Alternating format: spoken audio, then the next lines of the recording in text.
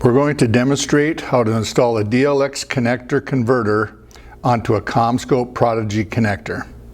Start by removing the dust cap from the Prodigy connector. Grasp the dust cap and then rotate the locking nut 45 degrees to crack and disable the dust cap stop. Now pull the dust cap from the Prodigy connector. Please note the dust cap may be reused but will no longer have this factory seal feature. To install DLX connector converter, grasp the DLX connector converter body and find the alignment guide. Then find the alignment key on the Prodigy connector.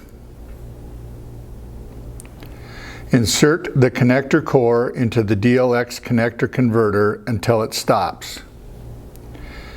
Turn the locking nut 45 degrees until it locks into position.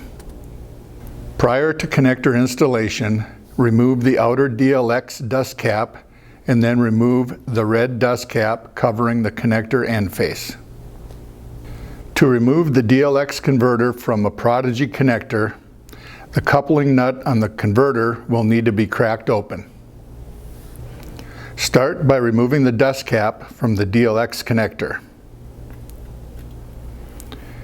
Next, remove the lanyard from the coupling nut to fully expose both brake line indicators.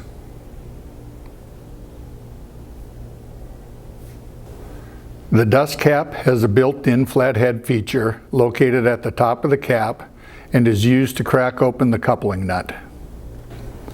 Using this cap feature, insert the flathead into one of the brake line indicators on the coupling nut. Twist the cap to crack open the coupling nut. Repeat this twisting action on the opposite side if needed.